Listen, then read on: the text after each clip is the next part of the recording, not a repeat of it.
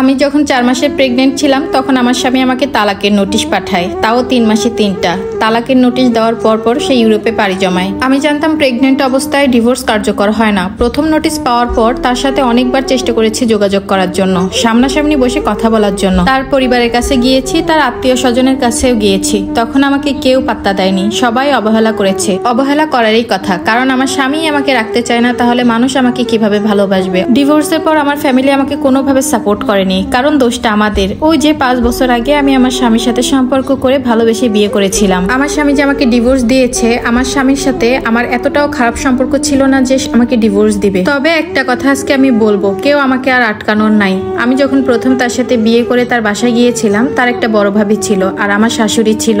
তারা দুইজনই আমাকে একদমই পছন্দ করতো না। বিয়ের পর দিন থেকে একটা দিনও আমার সাথে ভালো ব্যবহার করেনি। আর এই ব্যবহারের কথা যদি আমি আমার স্বামীর সাথে শেয়ার করতাম, তখন বলে রিলেশন করে বিয়ে করেছি, টুকিটাকে একটু শুনতে হবে, তুমি একটু মানিয়ে নিও।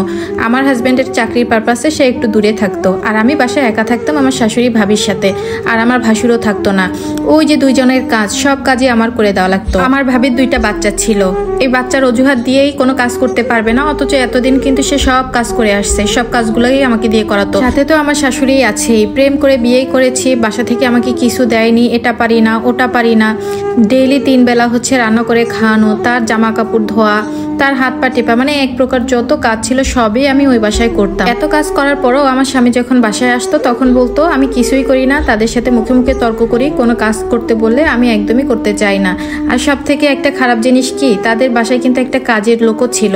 আমি আসার পর থেকে ওই কাজের লোকটাকেও বাদ করে দিয়েছে। আর এই ব্যাপারটা আমার স্বামীও লক্ষ্য করেছিল। সে বুঝতো যে তার ভাবি আর তার আম্মা আমার সাথে খারাপ ব্যবহার করে। ওই যে সবসময় তার ভাবি আর আম্মার সাপোর্টে থাকতো যে না, এখানে থাকতে হলে তাদের কথা মেনে চলতে হবে। কিন্তু এর মাঝে আমি আমার স্বামীকে অনেকবার বুঝিয়েছি, যেহেতু তুমি একটা চাকরি করো, তুমি ওইখানে একটা রুম নিয়ে থাকো, ওইখানে আমাকেও নিয়ে যাও। সপ্তাহে একদিন আসবো, আমি আমার সাথে দেখা করব, আমার সব কাজ আমি করে দিয়ে যাবো, এতে করে আমাদের সম্পর্কটাও ভালো থাকবে। তার এক কথা না, তার মা ভাবির সেবা করতে হবে, তোমার এখানেই থাকতে হবে, থাকলে থাকো, না থাকলে তুমি চলে যেতে পারো। এই কথা আমাদের ভিতরে বহুতবার হয়েছে। এর মাঝে বিয়ের কয়েক মাস পরে আমি প্রেগনেন্ট হই। প্রেগনেন্ট হলেও কি হয়েছে, প্রতিনিয়ত আমার যে কাজ সেগুলো আমার করাই লাগতো। আর এই কাজ করতে করতে আমি অভ্যস্ত হয়ে গেছিলাম, আমার কাছে তেমন কিছুই মনে হতো না। 3-4 মাস আমি ভালো মতো কাজ করতে পারলেও প্রেগনেন্টের 4-5 মাসে এসে আমি একদমই ভারী কাজ করতে পারতেছিলাম না, বারবার অসুস্থ হয়ে যায়। তো এই অজুহাত দেখিয়ে আমার স্বামী আবার বলে যে তুমি তোমার বাবার বাসা থেকে বেরিয়ে আসো কতদিন। আর বাবার বাড়িতে পাঠানোর 1 সপ্তাহ পরে আমাকে তালাকের নোটিশ পাঠায়। আর কি কারণ জানতে চাইলে কোনো কারণই আমাকে বলেনি। তার সাথেও আমার সামনাসামনি কখনো দেখা হয়নি, মানে সে দেখা করতে চায়নি।